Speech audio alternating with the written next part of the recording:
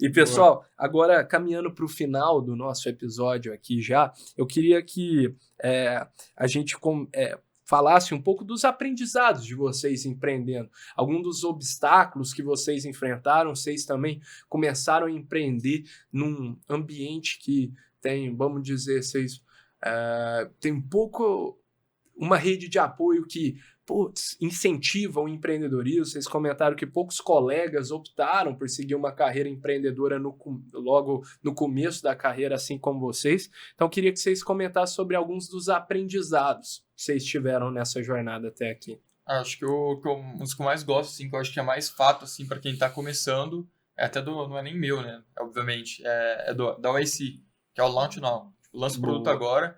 Acho que eu vejo muita gente que fica pensando muito sobre qual que é aquela ideia genial, tudo isso, e é muito, na verdade, sobre você só começar a fazer, e aí, enfim, a ideia genial vai surgir durante o processo. Tem um monte de corte aí do Mark Zuckerberg falando isso também, e eu vou dar um exemplo da nossa realidade. Antes da gente fundar o Jornadas, quando a gente fundou a nossa software house, a gente começou vendendo projetos de software sob demanda para empresas. E a gente começou fazendo a prospecção mais básica que tem, vendendo sitezinho, que obviamente, não é algo que vai te fazer o life-changing money nos dias de hoje. Sim. Só que, enfim, foi nesse processo que a gente foi, enfim, fechando projetinhos de 10 mil, 20 mil, 30 mil, que são projetos pequenos, até que em dado momento, a gente, conforme foi rolando a nossa prospecção, por acaso, mas meio que um acaso que só aconteceu porque a gente estava executando, a gente fechou com uma consultoria, que não posso, acho, falar o nome por questões de compliance, mas uma consultoria gigantesca, uma empresa gigantesca que tornou muito mais fácil assim pra gente. E aí a gente percebeu também um outro aprendizado que é aquele sell to the rich, né? Foca em vender para quem tem dinheiro, que todo cliente seu vai te dar dor de cabeça. Só que os clientes que a gente dava dor de cabeça pra gente antes, era cliente negociando R$1.000, o cara duro de grana. E quando a gente foi fechar com uma empresa gigantesca, o que eles foram rigorosos com a gente foi com prazo e com qualidade. Sim. Mas até teve uma frase que a gente foi muito marcante assim, pra gente que tava no começo, que foi quando a gente estava negociando com eles, e aí eles falaram assim pra gente, olha, dinheiro... Eles falaram literalmente com essas palavras, dinheiro não é uma questão aqui. A gente tem um orçamento para esse projeto, a gente Vocês não vão bater. Eles falaram literalmente isso. Então, assim, aí vocês falaram, putz, devíamos ter cobrado mais. A gente tava até... O Google que tava tocando essa negociação. Dúvida, né? Sempre uma dúvida. E aí a gente falou assim, qual que é o orçamento que vocês têm para esse projeto na negociação, né? O Google falou. E aí o cara falou, olha, eu não posso falar por uma questão de política da empresa, mas fica tranquilo que vocês não vão bater. E a gente vendeu um projeto muito mais caro do que o ticket que a gente estava acostumado a cobrar. Mesmo assim. Que era outra empresa, que tinha outras exigências. E aí foi um grande aprendizado isso pra gente. Legal. Cara, da minha parte, assim, eu...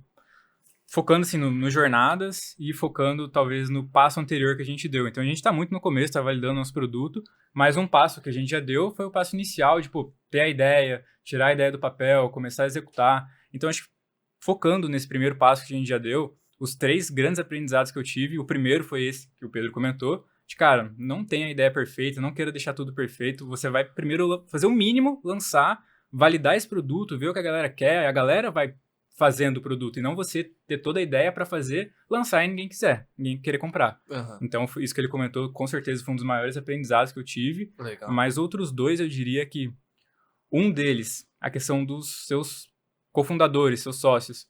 Então, cara, por várias vezes eu me peguei pensando, tenho bons sócios, porque se eu tivesse tendo essa mesma discussão com outras pessoas, acho que seria muito mais difícil.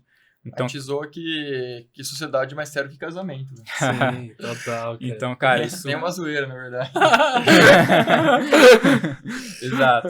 Então, isso é um fator que eu vejo que sempre foi muito...